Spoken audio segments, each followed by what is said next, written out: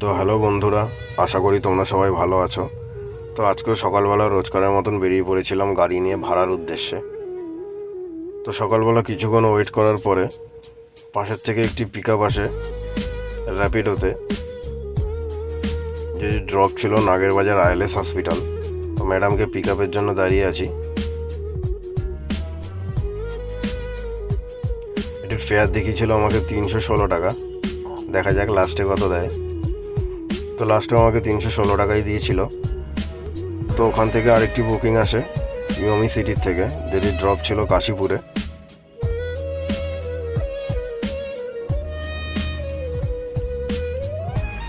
তো কাশীপুরে ড্রপ করা হয়ে গেলে 178 টাকা ফেয়ার দিয়েছিল। তো ওখানে কিছুক্ষণ ওয়েট করেছিলাম। ওয়েট করার পরে আরেকটি বুকিং এসেছিলো র্যাপিডোতেই বড়নগর থেকে। বড়নগর থেকে ড্রপ ছিল সল্টলেকে। তো বড়নগরে পিক আপের উদ্দেশ্যে বেরিয়ে পড়েছিলাম।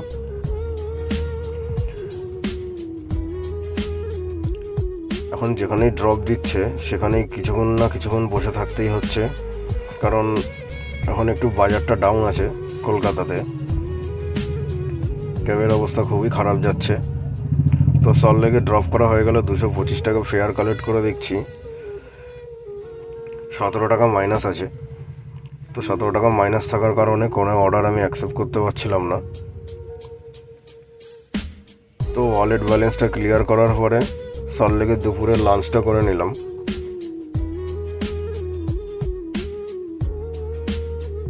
লাঞ্চ করার পর কিছুক্ষণ ওয়েট করে র্যাপিডোতে আরেকটি বুকিং পাই করুণাময়ী থেকে, যেটি ড্রপ ছিল দমদম সিটিতে। করুণাময়ীতে পিক আপের জন্য ওয়েট করছি।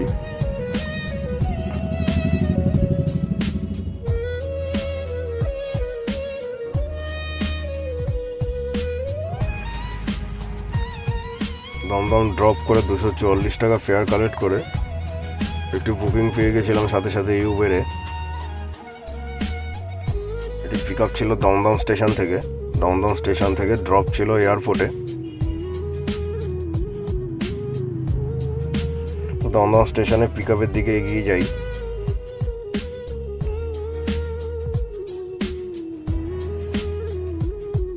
তো এয়ারপোর্টে ড্রপ করার পরে কাস্টমারের কাছ থেকে 197 টাকা কালেক্ট করলাম এবং উবের আমাকে দিয়েছে 204 টাকা। তো এয়ারপোর্ট থেকে বেরিয়ে যাওয়ার পথে র্যাপিডোতে একটি বুকিং পেয়েছিলাম, যেটি ড্রপ ছিল দমদম ক্যান্টনমেন্ট।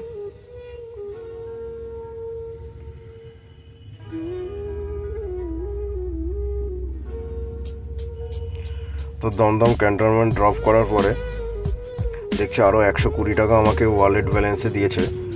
কালকে যেটা ছিল 4 কিলোমিটার রান করলে 120 টাকা এক্সট্রা, সেটাই দিয়েছে। তো আজকের মতন এইটুকু।